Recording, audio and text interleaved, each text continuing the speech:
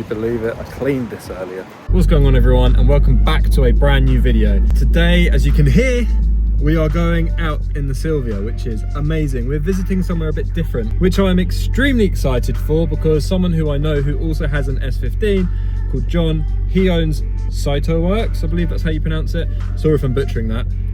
He's opened a shop which isn't too far from me, and I am going to go and visit it. So there's a couple friends going, very excited to see them. We're going to hopefully say hi to John if he's there, and we are going to hang out and see what's going on with it. Real quick, guys, before we get into this video, I just wanted to say, if you haven't yet, now's the time to hit the subscribe button while you're enjoying the beginning of this video. Before we jump straight into it, smash that thumbs up button if you're excited for this video, and also leave a comment down below what you want to see, because I've got a lot of ideas and I'd really like to share them with you. So let's go. Because I've washed the car, it has now rained. That's rule number one. God wrote it down and said, if you wash your car, it's gonna rain. So that's basically what has happened, and we're not going to let it stop us, because it's supposed to be even worse weather this week.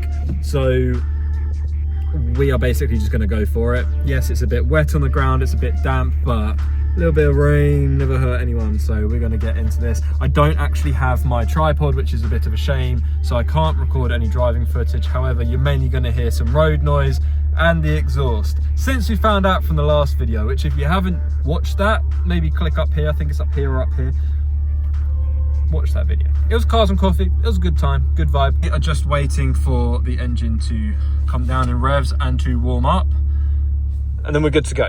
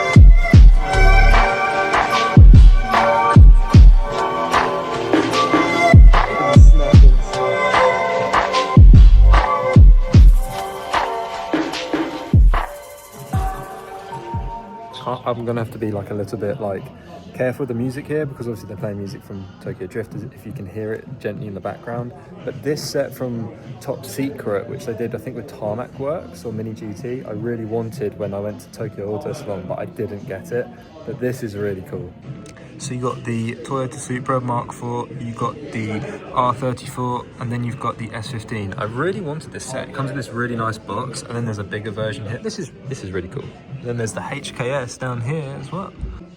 And I've got this one, which is signed by Keiichi Tsuchiya, so it's the same one. Like, if you can see the card in the background, it's the same, exact same one, but he signed it. This is cool. What's really cool is the Wonga Midnight ones here, and it's not this one, but the initial D one I was playing all the time in Japan. It was amazing. So I just thought that I would talk to you guys a little bit. It's so bright. It's a really nice sunset. It's really cool, this shop. Had a really good time. Obviously I know John, and he's done a really good job. Really cool. So if you get a chance to come down and visit it, I would highly recommend it. It's people just keep coming and going, and it's usually really cool cars, so I would suggest coming. There is a lot of photo opportunities. It looks really good. Like, I've obviously taken a few shots and some cinematics. John was kind enough to let me park it inside and take some photos, which is what other people are doing. So if you want to get some cool shots and you can't quite get to Japan just yet, this is a good alternative to get some really nice photos of what your car might look like in Japan. So highly recommend it. And we have Frankie Doodle on his way.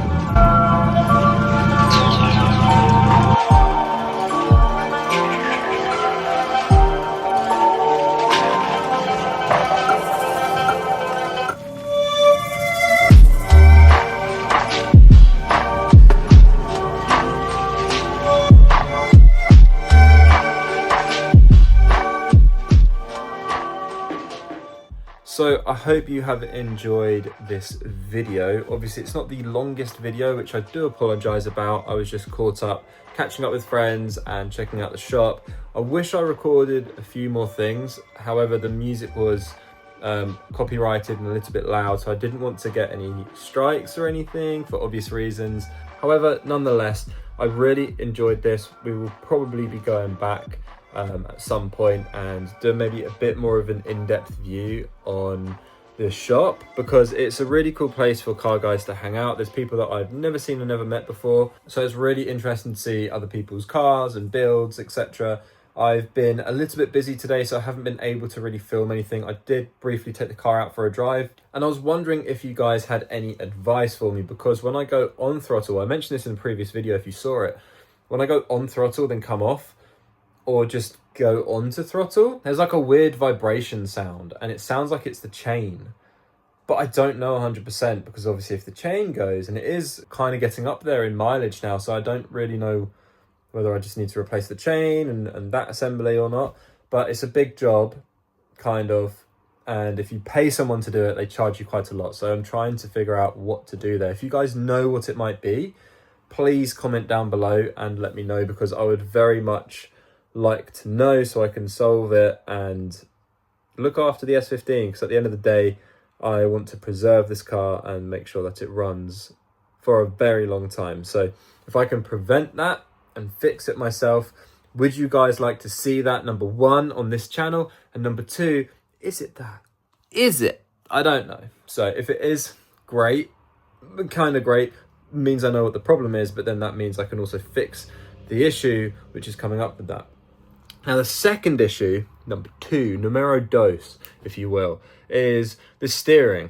So I don't know if I mentioned this on here, however, I did have a problem with the steering at one point. Basically, the power steering rack went kaput, gone, bye-bye. However, I managed to order a D-Max upgraded, it's meant for like drifting, basically, upgraded steering rack, which is great. And I did the tie rods and the track rod ends to like a rose bush one, so rose mount, I think that's what you call it, so it's less prone to wear, and it's basically upgrade the parts so the problem in the future reduces itself, right? That hasn't fixed the issue, so I don't know whether it's mounts for like the lower control arms, or if there's a linkage that is not right, or if it's like the universal joint or whatever that goes to the rack and pinion in the steering. But when I drive, sometimes it feels like it's not going straight and it wants to like veer off, or like if I hit a bump, sometimes I feel it a bit, you know, and I just don't know what it is. It feels like it's just not exactly where I want it to be. Like I feel like I sometimes get a bit of understeer. Could that be the alignment issue? I have no idea. So again, if you guys know what that might be, please let me know down below, because your boy needs some help. But with that being said, if you haven't already subscribed and smash that thumbs up button, please do so now, because there's plenty more videos to come. I hope you've enjoyed this little video, little vlog style video of like me just going out and just doing my thing. That is going to be it from me in this video. I hope you've enjoyed it. I've really enjoyed showing you this new shop and showing you some of my friends' cars. So I will see you in the next one. Peace out and stay looking.